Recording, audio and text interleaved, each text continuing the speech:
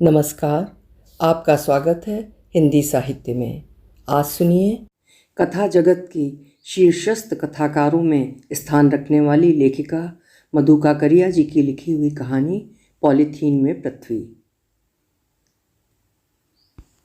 परमानंद mental hospital, female ward, room number 102। Patient का नाम कोई नहीं जानता, ना ही नाम में किसी को दिलचस्पी है। सब उसे पत्थर औरत कहते हैं। कोई कोई उसे पेशेंट नंबर 102 भी कह देता है। पिछले 3 महीनों से डॉक्टरों की टीम लगी है उसके पीछे। विशेष बीमारी कुछ नहीं, सिर्फ इतनी भर है कि पिछले 3 महीने 6 दिनों से औरत एक ही पोस्चर में बैठी है, अडोल अबोल। 3 डॉक्टरों की टीम लगी है उसके पीछे कि वो कुछ बोले, कुछ तो बोले, पर वो नहीं बोलती। हॉस्पिटल के कुछ स्टाफ कहने लगे हैं कि जिस दिन धरती डोलेगी शायद उसी दिन ये पत्थर औरत कुछ बोलेगी। माथे पर हाथ धरे सोच रहे हैं मनोचिकित्सक डॉक्टर सौमित्र सेन। कैसे हटवाएं इस नो एंट्री के बोर्ड को, कैसे खुलवाएं इन सिले होठों को, कैसे करें खुदाई। उफ, कितना कितना अनकहा पड़ा है भीतर। बिना काउंसलिंग के क्लू मिले तो कैसे। कई बार सारी झल्लाहटों और परेशानियों को झाड़ते हुए मजाक के मूड में आ जाता है जूनियर असिस्टेंट डॉक्टर अनिमेश। शुरू हो जाती है उसकी चुहलबाजी। तो सतयुग में ही इतना दम नहीं था कि औरतों को पत्थर बना दे। इस कलयुग में भी कमी ऐसे नहीं महात्माओं की जो बना दे औरत को पत्थर। तो फिर इस अहिल्या के राम भी इसी युग से निकलेंगे। सर, आप ही बनेंगे वे राम, मुस्कुराते हुए जवाब देते हैं जूनियर डॉक्टर अनिमेश। बादल बादल हो जाता है चेहरा, कोमल कोमल, भरे भरे बादल। काश बन पाते वे राम। हर पर्दे को भेद कर देखने वाली निगाहें भी मात खा रही हैं। इन दिनों खाली होते हैं कि दिमाग भर जाता है मनोरोगी मनीषा के ख्यालों से। कैसे बुलवाएं उसे, कैसे करवाएं उसकी काउंसलिंग, कैसे लौटाएं सूखे महुए से उस चेहरे की हंसी। अभी तक अटके पड़े हैं बाउंड्री लाइन पर। इतना तो वे समझ ही रहे हैं कि असली उत्पाती हैं स्मृतियाँ जो जीने नहीं दे रही हैं उसे। काश यादों की उन पोटलियों को विसर्जित कर पाते वे गंगा में। जब जब गुजरते हैं वे उधर से देखते रहते हैं उसकी ओर। जाने क्यों लगता है कि उस पत्थर औरत की ओर देखते देखते वो भी पत्थर हो जाएंगे एक दिन। क्या इसीलिए नहीं छोड़ रखा है उसे वक्त के हाल पर। होने दो जो हो रहा है। बीतते जा रहे हैं दिन। इतना तो साफ है कि फ़िलहाल और आसपास से कटी महिला यादों की चादर में दुबकी सिर्फ अतीत है। काश अतीत की उस जानलेवा कब्र से बाहर निकाल पाते वे उसे। पर क्या इतना ही आसान है जो था उसे वापस पा लेना, मूल सत्ता में लौट आना। उफ, क्या आए बाएं सोचने लगे हैं वे भी। दिमाग को फिर एक जोरदार झटका दिया उन्होंने और दूसरी केस फाइल पढ़ने लगे। लो, एक और सिजोफ्रेनिक, वो भी युवती। अजीब मानसिक बीमारी। जो भी चीज़ ज़मीन पर गिर पड़े माटी छूले उसे ही लगे धोने। जब तक नहीं धोले दिमाग उथल पुथल। जानती भी है कि ये सब पागलपन है, फिर भी अजीब फितरत। अजीब चीज़ है दिमाग भी, सारे उत्पातों की जड़। सोचते जा रहे हैं डॉक्टर सौमित्र। केस हिस्ट्री फड़फड़ा रही है सामने। एकदम शुरू में इतना होपलेस केस नहीं था। यदि शुरू में ही दिखा दिया होता तो स्थिति इतनी बेकाबू नहीं होती। धुला हुआ रुमाल गिरता, बैग गिरता, अखबार गिरता, वो सबको तो डालती। घर वालों ने ध्यान दिया भी तो नहीं दिया। अब इस भागम भाग में किससे इतनी फुर्सत कि एक अदना सी हाउस वाइफ की इन बेवकूफ़ी भरी हरकतों पर मगजमारी करे। ये तो भला हुआ उस बनारसी सिल्क की साड़ी और 10,000 रुपयों की गड्डी का कि जब मृदुला ने सिल्क की साड़ी और नोटों की गड्डी को भी साबुन भरी बाल्टी में डाल दिया और उसे धो पोंछ कर चिंदी चिंदी हुए नोटों के टुकड़ों को पंखे के नीचे सुखाने को बिछा दिया तो घर वाले चेते। पतिदेव के होश उड़ गए। वे चीखे, ये क्या कर डाला। लेकिन पत्नी बेकाबू। धौल धप्पा चलाया, ठेला ठेली भी की, घूसे मुक्के तक भी जोर आजमाया, पर पृथ्वी का घूमना रुके तो वो रुके। अंतिम नोट तक पानी में हाथ डाले रही वो। पूरे 10,000 की गड्डी के अधिकांश नोट जब चिंदी चिंदी हो बिखर गए तब दौड़े पति मनोवैज्ञानिक डॉक्टर सौमित्र के पास। पढ़ते जा रहे हैं डॉक्टर सौमित्र, पर पेड़ में अटकी पतंग की तरह ध्यान में अटकी है पत्थर औरत की खाली बोतल सी आंखें, निचड़े तौलिए सा उसका चेहरा। पिछली बार उससे संवाद करने की चेष्टा में अचानक जहन में कौंध गई राजा रवि वर्मा की एक 3 डायमेंशनल पेंटिंग। कोलकाता के मार्बल पैलेस में देखी थी उन्होंने ये पेंटिंग। अजीब पेंटिंग, बंगाल के राजा फलां मलिक के बाथरूम या कि ड्राइंग रूम में थी वो पेंटिंग। ऐसी पेंटिंग कि जिधर से भी देखो, जिस कोण से भी देखो, सीधा आड़ा तिरछा दाएं बाएं, पेंटिंग वाली औरत की आंखें आप पर ही, जैसे आप ही को देख रही हो। पर जिसने भी बनाई वो मूरत, वो रवि वर्मा से बढ़कर चितेरा होगा। जिस कोण से भी देखो, जिस भाव से भी देखो, पत्थर औरत एक सी दिखती है। कुछ भी कहो, कड़वा मीठा एक ही पॉस्चर उसका, ना कोई विचलन, ना उठान, ना उफान। जाने कितनी और भी मूर्तियाँ थीं उस मार्बल पैलेस में बोलती हुई, कोई सफ़ेद पत्थर पर उकेरी हुई तो कोई काले पत्थर पर। अंग अंग बोलता था जिनका, चहकता था, हंसता था। वे पाषाण प्रतिमा होकर बोलती थीं और ये हाड़ मांस की होकर भी पत्थर की बुत बनी हुई है। पर बोलेगी, ये भी बोलेगी जरूर एक दिन। जो नहीं बोलते वे ही बोलते हैं सबसे ज़्यादा। कई बार ये दुनिया ही अजीब पागल खाना लगती है उन्हें, जिंदगी जैसे एक मेंटल हॉस्पिटल से दूसरे मेंटल हॉस्पिटल तक की अनवरत यात्रा, जिसके सबसे बड़े पागल वे खुद, जो सोचते हैं कि वे कर रहे हैं इलाज इन पागलों का। एक नज़र में औरत की ज़िंदगी खुशहाल, वो सब कुछ जो ज़रूरी हो एक सुखी गृहस्थी के लिए। पर हर ज़िंदगी के भीतर होती है एक और ज़िंदगी, जो इस चमकती खोल के भीतर सिकुड़ी सिमटी सहमी और दुबकी बैठी रहती है। उसकी भीतरी ज़िंदगी की तह तक पहुंचना चाहते हैं डॉक्टर सौमित्र, पर पहुँचे कैसे? कोई सुराग नहीं मिलता कहीं से भी, ना औरत से, ना उसके पति से, और ना ही उसकी केस हिस्ट्री से। हाँ, इतना ज़रूर लिखा है केस हिस्ट्री में कि करीब 6 महीने पूर्व एक छोटा सा हादसा ज़रूर हुआ था उसकी ज़िंदगी में। महिला का 5 महीने का भ्रूण गिरवा दिया गया था, पर वो तो इसकी सहमति से। फिर अबॉर्शन तो आज दाल भात हो गया है। कौन है ऐसी आधुनिक जो नहीं गुजरी हो अबॉर्शन से? उलझती जा रही है गुत्थी। काउंसलिंग हो तो शायद मिले कोई क्लू। यूँ तो 3 महीने ही हुए हैं यहाँ आए, पर लगता है जैसे सदियों से स्थगित हो नींद। आखिर कितना ड्रग और ट्रैंकुलाइज़र दें? पूरी पूरी रात पत्थर की तरह बैठी रहती है वो। तब देने पड़ते हैं उसे कभी इंजेक्शन तो कभी पिल्स। पिछले महीने से डोज भी दुगनी कर दी है उसकी, फिर भी पूरी पूरी रात बैठी रहती है वो और बिखरती रहती है सांवरी उदासियाँ। क्या करें, कैसे करें? सोच सोच खुद बीपी हाई हो रहा है उनका। एक पीली शाम उस मेंटल हॉस्पिटल के फीमेल वार्ड में शोर मच गया। हर कमरे, हर बेड और दीवारों से होती हुई खबर सीनियर मैट्रन तक पहुंची कि पत्थर औरत बोलने लगी है। कि आज सुबह जब हेड नर्स राउंड पर थी तो उसने सुना कि वो अपने कमरे की खिड़की पर बैठी जा उड़ जा, जा उड़ जा रे कबूतर गा रही थी और अपने हाथों को यूं छोड़ रही थी जैसे सचमुच कबूतरों को उड़ा रही हो। फ़ोन पर एक खबर सुनते ही डॉक्टर सौमित्र लगभग उड़ते हुए हॉस्पिटल पहुंचे। वे उत्तेजित थे, चकित थे, हैरान थे। अभी अभी तक के डॉक्टरी कैरियर में ये पहला ऐसा केस था जो न पूरी तरह सिजोफ्रेनिक था और न ही पैरानाइड। राहत की सांस ली उन्होंने। आखिर कब तक ट्रैंकुलाइज़र पर रखा जाता उसे? अब जीव बोलने लगा है तो खुलेगा भी, खुलेगा तो भेद भी खुलेगा। परिंदों की तरह उड़ते रहे विचार, विचारों की तरह उड़ते रहे वे, और उड़ते उड़ते पहुँचे अपने चैम्बर। और वो बोल रही थी, सचमुच बोल रही थी, लगातार बोले जा रही थी। 3 महीने 19 दिन की सघन और दमघोंटू चुप्पी के बाद उसका ये बोलना जैसे चट्टान चटक गई हो और बह निकली हो धारा। वो बोलती जा रही थी कि भूत, वर्तमान और भविष्य तीनों कालों में एक साथ टहलती जा रही थी, और उसकी वे आंखें जिसमें भरा रहता था काली रात का अंधेरा, एकाएक चमकने लगी थी। आज फिर दिखे मुझे मोहन मोहिनी डॉक्टर साहब। अरे वे ही लाल मोती सी आंखों वाले, रुई के से पंख वाले सफ़ेद कबूतरों की जोड़ी। पर जैसे ही पुकारा मैंने वे उड़ गए। शायद नाराज़ थे वे। क्यों ना होते नाराज़? नहला दिया मैंने उन्हें डिटॉल के पानी से। डिटॉल के पानी से? और तभी जैसे कुछ याद आ गया उसे। हिचकियाँ ले लेकर रोने लगी वो, और जब रोना कुछ थमा तो होठों को गोल गोल कर सीतकार करने लगी, जैसे यातना भाव बन होठों के रास्ते बाहर निकलने का रास्ता ढूंढ रही हो। कुछ देर तक सूं सूं के अजीब सीतकार के बाद फिर कहने लगी वो, ओह कैसे आ सकते हैं वे? डॉक्टर साहब, उन्हें तो मार डाला खुद मैंने अपने हाथों से। अपने हाथों से? थोड़ी हैरानी से डॉक्टर सौमित्र ने पूछा। हाँ, अब इसे मारना नहीं तो और क्या कहेंगे डॉक्टर साहब? अरे मैं तो बताना ही भूल गई। अश्विन एक बहुत बड़े मैजिशियन भी हैं। बिजनेस के बाद जो कुछ भी समय मिलता उन्हें, उसे नित्य नए मैजिक आइटम तैयार करने में लगा देते।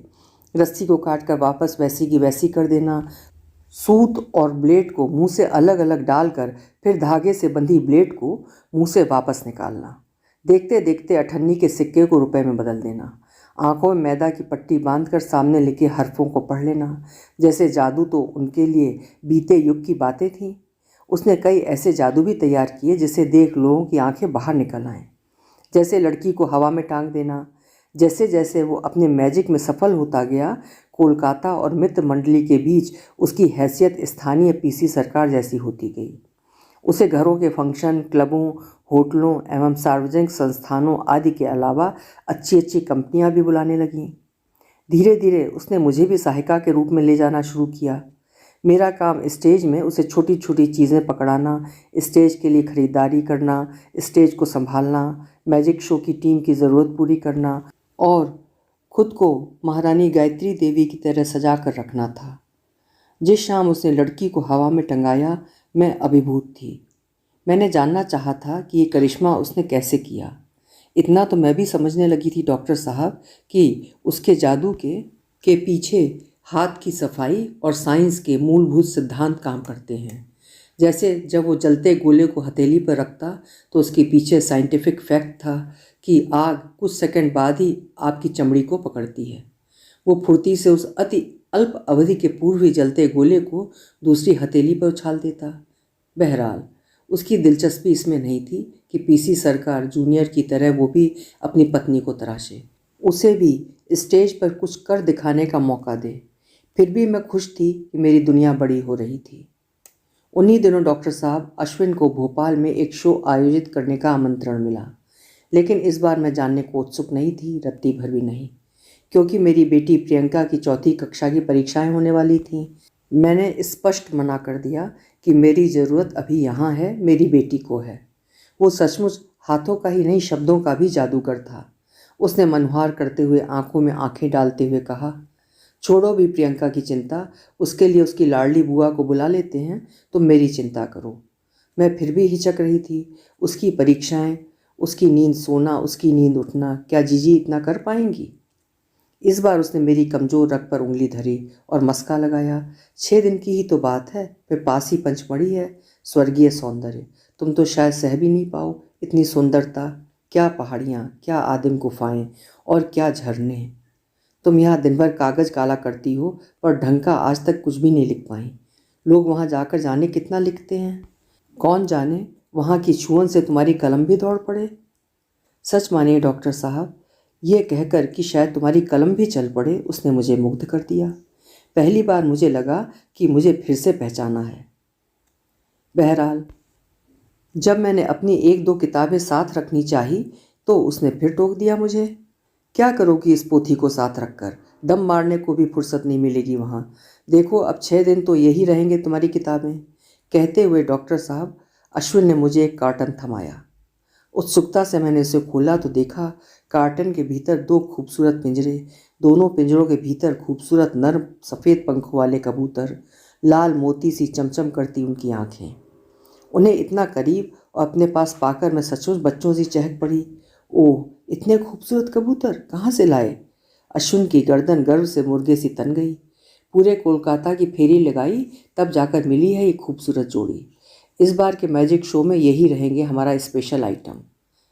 ये करेंगे? मैंने आश्चर्य से पूछा। उसने मूछें ऐंठते हुए कहा, और क्या, पहले मैं दिखाऊंगा खाली कनस्तर और फिर पलक झपकते ही कनस्तर से निकलकर उसकी छत पर बैठे गुटरगू करते दिखेंगे ये दोनों। नहीं, उड़ेंगे नहीं, बस पंख फड़फड़ाते कनस्तर के ऊपर बैठ जाएंगे। अरे ऐसी ही ट्रेनिंग दी है अपन ने उन्हें, उसने वीर दर्प से खम ठोकते हुए कहा। बस तुम ये करना कि इन्हें टाइम से दाना पानी देती रहना। इस बीच डॉक्टर सौमित्र का मोबाइल बज गया था। उन्होंने इशारे से मनीषा को ठहर जाने को कहा, पर वो पूरी तरह आत्मलीन हो चुकी थी। वो उस बिंदु पर पहुंच चुकी थी जहां रुकना या जहां से लौटना उसके लिए नामुमकिन था। वो प्रवाह में कहती जा रही थी, बोलती जा रही थी। ओह, कैसे भूलूं डॉक्टर साहब, समय के पार ले जाने वाले उन नरम नरम पंखों को, उस धड़कन को, उस फड़फड़ाहट को। हाँ तो डॉक्टर साहब, जब मैं उन्हें अपनी हथेलियों पर रखे जौ के दानों को टुंगवाती तो जाने क्यों मुझे लगता जैसे मैं उन्हें नहीं वरन अपने सपनों को दाना चुगा रही हूँ। कहाँ मैं स्वयं को अपने घर संसार से भी नहीं जोड़ पाती थी और कहाँ उन्होंने अनायास ही मुझे अश्विन से, प्रकृति से, पशु पक्षियों से, पूरे ब्रह्मांड से जोड़ दिया था। पहली बार एहसास हुआ डॉक्टर साहब कि लोग बाग क्यों तोता, मैना, कबूतर, कुत्ते, बिल्ली आदि को पालते हैं, जीवन में रस पाने के लिए। डॉक्टर साहब, उस शाम ये पहली बार हुआ था, सच पहली बार कि मैं जीवन के पास गई और जीवन ने मुझे वापस नहीं लौटाया। उन कबूतरों के साथ मैं भी कबूतरी बन उड़ने लगी थी, गुट्टर गूं करने लगी थी। आत्मलीन युवती अपनी रौ में बहे जा रही थी। लैपटॉप सामने खुला पड़ा था। डॉक्टर सौमित्र ध्यान से सुनते जा रहे थे और बीच बीच में युवती की केस हिस्ट्री में कुछ नोट भी करते जा रहे थे। युवती जैसे बोल नहीं रही थी, दृश्यों को भर रही थी डॉक्टर साहब की आंखों में। हाँ तो डॉक्टर साहब, पहली बार मुझे लगा मोहन मोहिनी, अरे मैं तो बताना ही भूल गई कि मैंने उन्हें ये नाम दे रखा था, क्योंकि उन दोनों के चलते मेरे भीतर भी सुंदरता उगने लगी थी। नहीं, मैं गलत बोल गई। शायद मेरे भीतर अभी भी कुछ बचा हुआ था जो उनके पंखों की फड़फड़ाहट से जग गया था और इसी कारण एकाएक सारा परिवेश खूबसूरत बन गया था। मैं जीवन की बारिश में भीगने लगी थी। डॉक्टर साहब, मैंने जाने कहाँ पढ़ा था कि यदि आपके भीतर सुंदरता नहीं है तो आप किसी को प्यार कर ही नहीं सकते हैं। हाँ तो डॉक्टर साहब, उन लम्हों मोहन मोहिनी ने मुझको मुझसे मिलवाया। नहीं, मेरे भीतर अभी भी कुछ ऐसा बचा था जो सुंदर था। अश्विन ने मुझे पूरी तरह नहीं सोख लिया था। मुद्दतों बाद में अश्विन के प्रति भी स्नेहिल हुई। वे भरे भरे लम्हे थे। फिर भी जाने क्यों मेरा मन करता कि मैं मोहन मोहिनी को टूंगते हुए नहीं, उड़ते हुए देखूं, क्योंकि पाखी को उड़ते देखना जैसे जीवन को चलते बहते हुए देखना है। पर हमें हमारे शो को कामयाब करना था।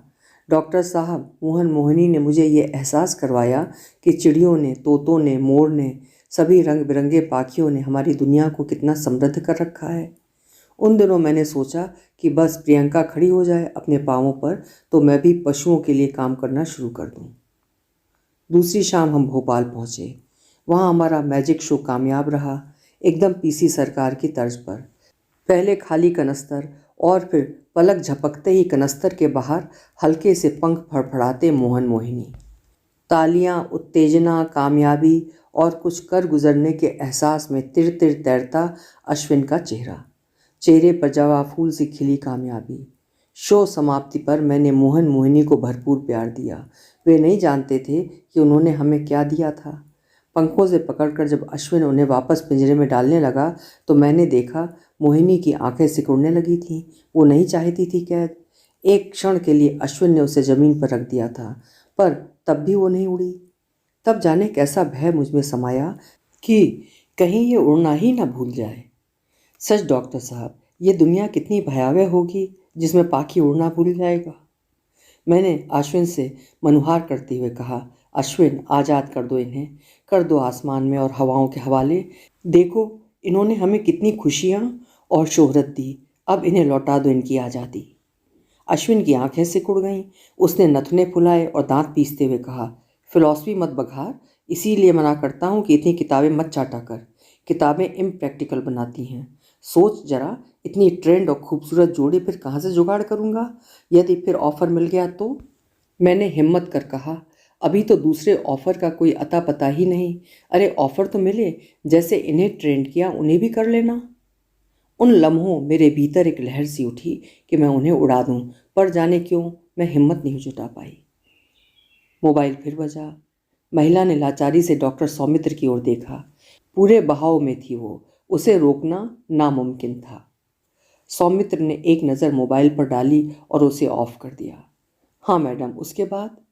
डॉक्टर सौमित्र ने यूं ही उसके उत्साह को बरकरार रखने को कह दिया। उसके बाद मेरे कई टुकड़े हो गए। क्या? ये कैसी भाषा? डॉक्टर सौमित्र ने हैरानी के साथ देखा उसकी ओर।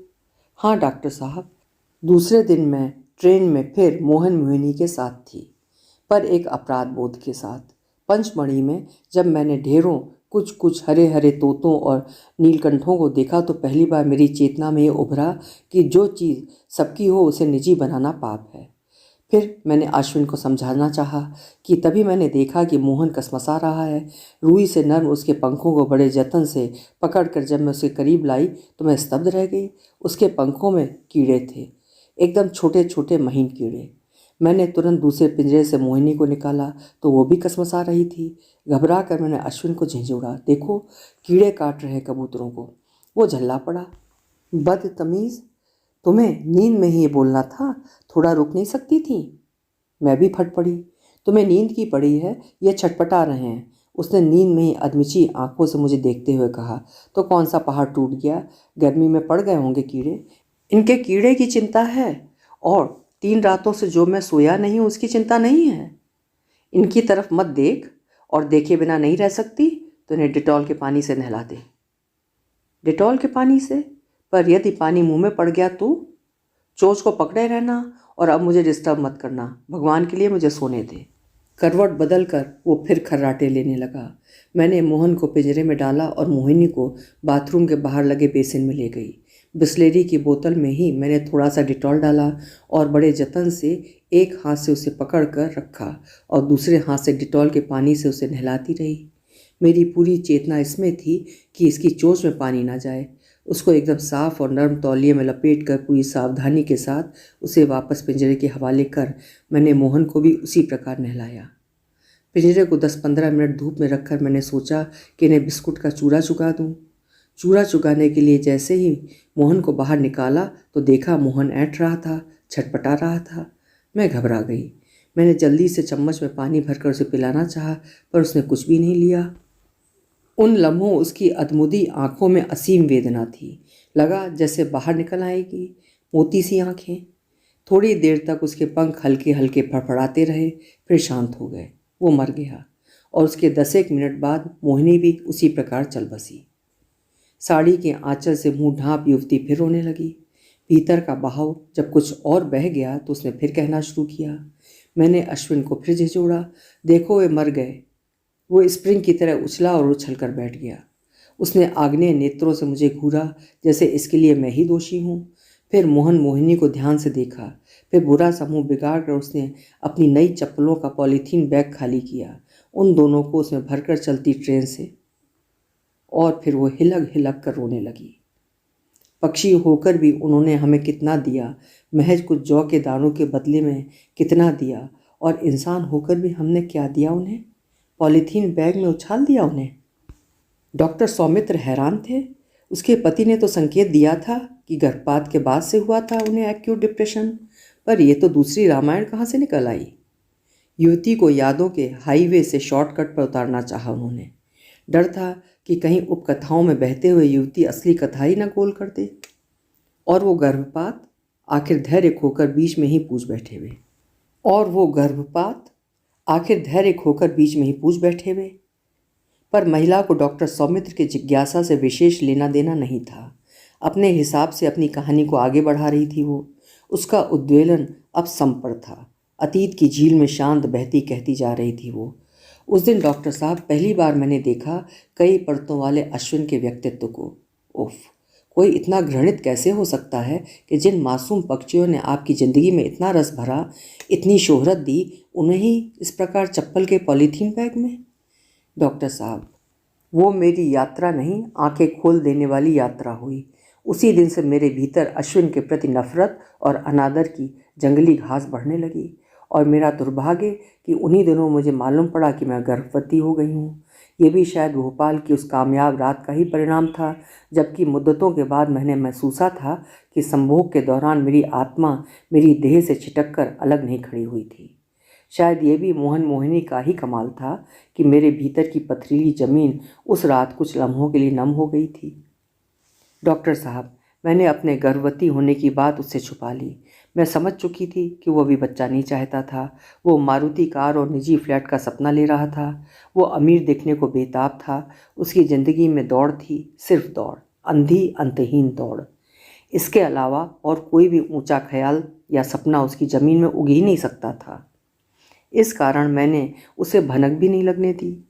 पर मैं क्या जानती थी कि 5 महीने बाद भी, जबकि बच्चा गर्भ में हिलने डुलने लगा था, वो कमीना गर्भपात की सोच सकता था। 5 महीने बाद जैसे ही उसे पता चला कि वो आग बबूला हो गया, उसने उबलते हुए मुझसे कहा, तुमने मुझे धोखा दिया है। मैंने कहा, कैसा धोखा? मेरी देह, मेरा बच्चा। वो चीखा, बीज तो मेरा था, तुम्हें क्या हक था मुझसे इतनी बड़ी बात छिपाने का? मैंने कहा, मुझे डर था कि तुम मुझ पर गर्भपात के लिए दबाव डालोगे। मोहन मोहिनी के समय मैं देख चुकी थी तुम्हारा स्वार्थी रूप। फिर कई दिनों तक हमारे बीच सिर्फ सन्नाटा बोलता रहा, घर में जैसे हर कहीं बारूद बिछी हो। आखिर उसने फिर चली अपनी चाल। उसने कहा, ठीक है, सोनोग्राफी करवा लेते हैं। यदि लड़का हुआ तो तुम्हारी किस्मत, पर यदि लड़की हुई तो गर्भपात। यदि तुमने इस पर भी अपनी जिद रखी तो सोच लो, मैं इसकी परवरिश के लिए धेला भी नहीं दूंगा। और तो और मैं उसे देखने तक नहीं आऊँगा, क्योंकि ये सिर्फ तुम्हारी मर्जी से होगी। इस कारण इसकी जिम्मेवारी तुम्हारी और सिर्फ तुम्हारी होगी। डॉक्टर साहब, बड़ी अनिच्छा से राम राम करती मैं सोनोग्राफी के लिए भीतर घुसी। दम साधे पड़ी रही, पर जैसे ही डॉक्टर ने कहा, बेबी गर्ल, मेरी सांस रुक गई, मेरे प्राण सूख गए। आंखों के आगे वही पॉलीथिनी बैग झूलने लगा। मैंने बहुत गुजारिश की, बहुत हाथ पैर जोड़े कि ज़िंदगी में इंसान से प्रिय कुछ भी नहीं है, कि एक तुम्हारी माँ और ताई थी जो पचमासा स्त्री को पूछती थी, स्त्री के भ्रूण की मंगल कामना और उसकी सृजनात्मकता को गर्मायुक्त करने के लिए, और एक तुम हो, रामायण उल्टा कर रहे हो। जो नहीं है उसकी ललक के लिए जो है उसका भी गला घोंट दे रहे हो।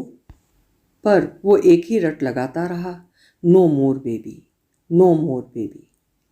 मैंने फिर कहा, देखो, एक बच्ची के आ जाने से बहुत हुआ तो यही कि कुछ एक वर्षों तक तुम धनी नहीं दिखोगे, लेकिन दाल रोटी की कमी तो नहीं रहेगी। पर इसकी हत्या से तो आजीवन ये कसक हमें सालती रहेगी। सोच लो, घाटे का सौदा किधर है? पर वो तो जैसे उस अजन्मे से ही बैर साध रहा था। इस बीच में ही चीख पड़ा, गेट आउट फ्रॉम हियर। उस रात मैं समझ गई कि इस फटे में अब कोई रफू काम नहीं करेगा, क्योंकि ये बाहरी नहीं, भीतरी दरिद्रता से घिर रहे थे। इनके लिए बेटी ठंडी हवा का नहीं, लू का भभका थी, घाटे का सौदा थी। ऐसे में उसे जन्म देना? मैंने हथियार डाल दिए। लो, उजाड़ दो इस कोख को। उसने पहले उस डॉक्टर से बात की जिसने प्रियंका को जन्म दिया था। उसने साफ मना कर दिया। उसने कहा कि मेरी माँ ने मरते वक्त मुझसे शपथ ले ली थी कि मैं अपनी डिग्री से कभी किसी के प्राण नहीं लूँगा, चाहे कोई मुझे सोने से ही क्यों न तौल दे।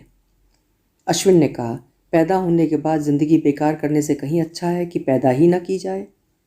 डॉक्टर चैम्बर छोड़कर चला गया, पर जाते जाते उसने जो कहा अश्विन से, उसे मैं कभी नहीं भूल पाऊंगी डॉक्टर साहब।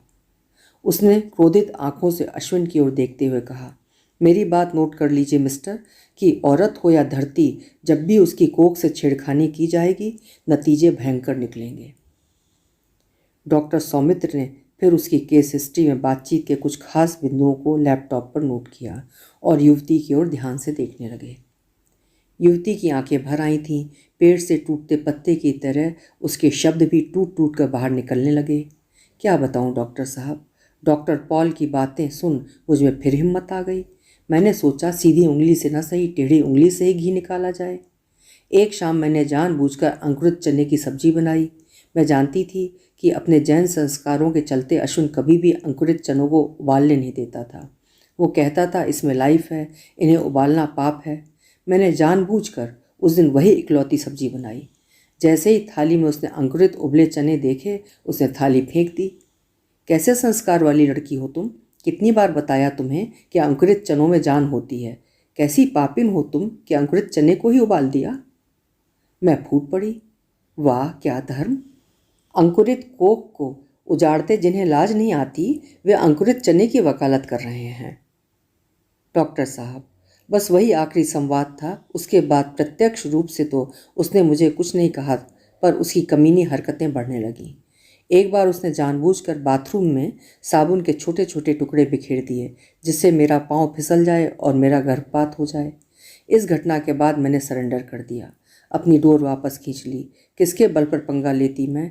जब इन्हें ही बाप बनने की ख्वाहिश नहीं तो मैं अकेली कर भी क्या लूँगी? मैं कहीं भाग भी तो नहीं सकती थी, क्योंकि प्रियंका छोटी थी। आखिर में राजी हो गई। उसने सुनकर राहत की सांस ली और कहा, सोच लो, बाद में मुझे दोष मत देना। मैंने कहा, नहीं दूंगी। और युवती फिर चुप। अब वो अपने आसपास से पूरी तरह कट अपनी ज़िंदगी के उस मुकाम पर थी जहाँ ज़िंदगी का सबसे दर्दनाक अध्याय लिखा गया था। वो शायद उस गुजरे हुए से फिर गुजर रही थी, जैसे वो आगे बढ़ने के लिए ताकत बटोर रही थी, जैसे किसी तेज चलती आंधी को रोक रही हो या भीतर की माटी को दरकने से बचा रही हो। उसके शब्द टूटने लगे। डॉक्टर साहब, वो मेरी बच्ची, उस दिन वो शांत सोई थी माँ की कोख में। जिस दिन उसने सबसे कम उत्पात मचाया, उसी दिन उसे मार डाला गया। डॉक्टर साहब, बड़ी जान थी उसमें। उसके सारे अंग बन गए थे, उंगलियां तक बन गई थीं। उसका माथा बड़ा था। वो होती तो बड़ी बुद्धिमती होती। बड़ी जिद्दी थी वो। पहले इंजेक्शन में तो मरने से इनकार ही कर दिया। डॉक्टर साहब, जैसे ही पहला इंजेक्शन दिया गया वो उछल पड़ी। उस समय भी मन किया रोक दूं, पर मैं आंखें मूंदे अपनी कोख की हरकतों को महसूस करती रही। दूसरे इंजेक्शन में वो ढह गई। माचिस की तीली सी बुझ गई। वो मर गई। मैंने अपनी मरती हुई बच्ची से क्षमा याचना की। मुझे माफ़ करना मेरी बच्ची, मैं तुम्हें जन्म देना चाहती थी, पर मुझे जन्म देने नहीं दिया गया। फिर मैंने आंख मूंद ली। उसे भी शायद मोहन मोहिनी की ही तरह पॉलीथीन बैग में। माटी भी नसीब नहीं हो पाई मेरी बच्ची को। कुछ खामोश पल। युवती के होंठ फड़के, पर आवाज़ जैसे अवरुद्ध हो गई थी। बोल नहीं पा रही थी वो, पर बोलना चाह रही थी। आखिर किसी प्रकार जोर लगाकर फिर कुछ शब्दों को बाहर ढकेला उसने, जैसे खत्म होते टूथपेस्ट पर जोर लगाया हो। डॉक्टर साहब, हर रात सपने में दिखते हैं मुझे मेरी बच्ची और मोहन मोहिनी। वो देखिए, वो देखिए। और एकाएक वो उन्मादनी सी चीख पड़ी। वो देखिए, वो जा रही है मेरी बेटी, वो देखिए। देखते देखते युवती के दांत भिज गए, शरीर ऐंठने लगा, उंगलियां अकड़ गईं। वो फड़फड़ाने लगी। क्या इन्हें इंजेक्शन दे दूं? जूनियर असिस्टेंट डॉक्टर अनिमेश ने पूछा। टू बी और नॉट टू बी के दोराहे पर कुछ क्षण खड़े डॉक्टर सौमित्र और फिर बुद्ध की मुद्रा में हाथ उठाकर मना कर दिया उन्होंने। इलाज की ज़रूरत किसे है और किसका इलाज कर रहे हैं हम? वे बुदबुदाए। इस बेरहम समय ने हर संवेदनशील व्यक्ति के भीतर एक चाकू घोंप दिया है। जब तक नहीं निकाला जाएगा इस चाकू को, कोई ट्रैंकुलाइज़र, कोई ड्रग, कोई पिल्स कारगर नहीं होगी। पर कैसे निकलेगा यह धंसा हुआ चाकू? पूछते रह जाते हैं जूनियर डॉक्टर रमेश। आप जरूर जानना चाहेंगे कि इस कहानी के उत्तरार्ध में क्या हुआ। विशेष कुछ नहीं, सिर्फ इतना कि युवती के प्रति बहुत नरम और करुण होने के चलते डॉक्टर सौमित्र की संवेदना के तार अनायास ही युवती की संवेदना के तारों से जुड़ते गए। कुछ इस कदर कि खुद उन्हें भी इल्म नहीं हुआ कि कब भ्रूण रक्षा उनके जीवन का एकमात्र मिशन बन गया। घर घर, क्लिनिक क्लिनिक जा जाकर उन्होंने भ्रूण हत्या के विरुद्ध प्रचार किया। जगह जगह पोस्टर लगवाए और ऐसे में ही उन्होंने असंभव को छू लिया। उन्होंने युवती को इस मिशन में शामिल कर लिया। ये वो समय था जब भारत में स्त्री भ्रूण का सफाया इस सफाई से हो रहा था कि नए दशक में स्त्री आबादी आधी से काफ़ी नीचे खिसक गई थी। और डॉक्टर सौमित्र इस आशंका से सिहर उठते थे कि बहुत संभव है भारतीय युवा को आने वाले समय में वधू ही नसीब न हो। यही सोचते सोचते वे अपने कर्म में इस कदर एकाकार हुए कि उन्हें लगा जैसे ईश्वर ने उन्हें धरती पर इसी कर्म के लिए भेजा है। अपने भीतर वे लौकिक से अलौकिक हो उठे। युवती भी धीरे धीरे सामान्यता की ओर लौटने लगी। मंदिरों के बाहर युवती ने पोस्टर चिपकाए। एक भ्रूण हत्या का दंड अश्वत्थामा को कई जन्मों तक चुकाना पड़ा था। डॉक्टर सौमित्र के मेंटल हॉस्पिटल के मुख्य द्वार पर भी युवती ने बड़ा सा पोस्टर चिपकाया था जो इस प्रकार था। उत्तम आचरण, गर्भाधान के दिनों में सहवास से बचिए। मध्यम आचरण, यदि सहवास से बच पाना संभव नहीं हो तो गर्भ निरोधक का व्यवहार करें, पर किसी भी सूरत में भ्रूण हत्या नहीं करें, क्योंकि धरती हो या औरत, यदि उसकी कोख से छेड़खानी की गई तो परिणाम भयानक होगा। बहुत शीघ्र ही डॉक्टर सौमित्र का भ्रूण रक्षा अभियान किसी पाखी की तरह ऊंची उड़ान भरने लगा था। और एक समय ऐसा भी आया कि उन्हें लगने लगा कि वह न केवल अधूरी मानवता की भरपाई कर सकते हैं, वरन इस दुनिया को भी फिर से बना सकते हैं। तभी एक मनहूस दोपहर उनकी ऊंची उड़ान पर वो बिजली गिरी कि सारी ट्यूनिंग गड़बड़ा गई, लय ताल टूट गए। स्वप्न और यथार्थ सब गड्ढमड्ढ। गड़बड़ी किसी और के द्वारा नहीं, खुद उनकी पुत्र वधू द्वारा हुई, जिसने उनके सपनों पर गोबर पोत दिया। वो ताज़ा विवाहित ही नहीं, ताज़ा गर्भवती भी थी। बस 2 महीने का गर्भ, और इसी 2 महीने और 2 ग्राम के पिंड ने आकर सब गुड़ गोबर कर दिया, क्योंकि 3 महीने बाद ही युवती का यूरोप भ्रमण का कार्यक्रम था। पासपोर्ट वीज़ा सब बनने के अंतिम राउंड में थे कि बीच में ही ये मुसीबत। अब दिन पर दिन बढ़ते गर्व और घटते सौंदर्य के साथ यूरोप जैसे चकाचौंध वाले महादेश का भ्रमण। औपनिवेशिक मानसिकता में पली उस भारतीय वधू के लिए वो नामुमकिन था। और यूरोप यात्रा का स्थगन, इस तृष्णा से कौन उठ सका है ऊपर। एक मटमैली शाम उसने इस 2 महीने और 2 ग्राम के पिंड से मुक्ति पाली। यद्यपि इस घटना को भी डॉक्टर सौमित्र ने स्पोर्टिंग स्पिरिट से लिया। वे अक्सर इन दिनों कहीं का पढ़ा एक उद्धरण दोहराने लगे थे कि कुछ स्वप्नों के मर जाने से वसंत नहीं मरा करता है। लेकिन फिर भी एक अंतर आ गया था। एक साथ होने का वो महाभाव उड़न छू हो गया था। बड़े स्वप्न से जुड़कर सामान्यता की ओर लौटती युवती बीच बीच में जब कभी उन्मादित हो चीख पड़ती, मेरी बच्ची, तो डॉक्टर सौमित्र की नज़रों के सामने अनायास ही अपने अजन्मे पोते या पोती की शक्ल कौंध जाती। उनका अंतर्मन भीग उठता, आंखें झिलमिला उठती, सब कुछ गडमड हो जाता। वे समझ नहीं पाते कि वे कौन हैं, मनोचिकित्सक, रोगी या कोई कल्पना प्रसूत दादा। ऐसे में 3 एहसासों के बीच झूलते डॉक्टर सौमित्र जब सिर को 3 झटके देते, युवती उनकी डॉक्टर बन जाती। यद्यपि आंसू उसकी आंखों में भी ठिठक जाते, पर वो रुमाल उनकी ओर बढ़ा देती। अभी आपने सुनी मधु काकड़िया जी की लिखी हुई विचारोत्तेजक कहानी पॉलीथीन में पृथ्वी। उम्मीद है कहानी आपको ज़रूर पसंद आई होगी। कहानी पसंद आई हो तो कहानी को लाइक, हाइप और शेयर ज़रूर करिएगा। हिंदी साहित्य की अनमोल कहानियाँ सुनते रहने के लिए आपसे अनुरोध है कि चैनल को सब्सक्राइब कर लें। कल फिर मिलते हैं। नमस्कार।